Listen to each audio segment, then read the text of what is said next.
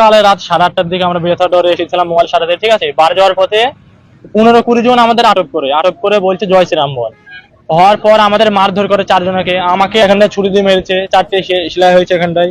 আমাদের পুলিশে উদ্ধার করে ওই হাসপাতালে নিয়ে গেছিল। হাসপাতালে গিয়ে আমাকে যে মেরেছে তাদের মধ্যে একজনকে গ্রেপ্তার করেছে। মারলো আমি তো সেটাই জানি না, ওখানে মারছে, আমরা কোনো দোষ করি নেই, কিছু না। জয় শ্রীরাম বললাম জানার ভয়ে, তাও মারলো আমাদের। কেন মারছে আমরা জানি না। আমরা বাড়ি যাওয়ার পথে কোনো ওইসব কিছু না, আমরা পুরো ভালো ছেলে, আমাদের নামে কোনো দুর্নাম নেই, কেস নেই, কিছু নেই। আমার বাপ চাষ করে, টিএমসির বুথ সভাপতি। চ্যাঙ্গার 4-5টি ছেলে গতকাল রথের মেলায় এসেছিল এবং ওই এলাকার মহিলাদের উত্তপ্ত করছিল এবং তাদের মোবাইল দিয়ে ছবি তোলার একটা পরিকল্পনা নিয়েছিল এবং ছবি তুলছিল। সেই সময় এলাকার কিছু যুবক প্রতিবাদ করে এবং তাদের সঙ্গে হাতাহাতি এবং মারামারি পর্যায়ে হয়। সেই কারণের জন্য চ্যাঙ্গার ছেলেটি আহত হয় এবং চ্যাঙ্গার যে ছেলেটি আহত হয়েছে তার বাবা তৃণমূলের বুথ সভাপতি। তিনি অভিযোগ করেছেন জয় শ্রীরাম ধ্বনি দেওয়ার জন্য তাদেরকে নাকি মারধর করা হয়েছে।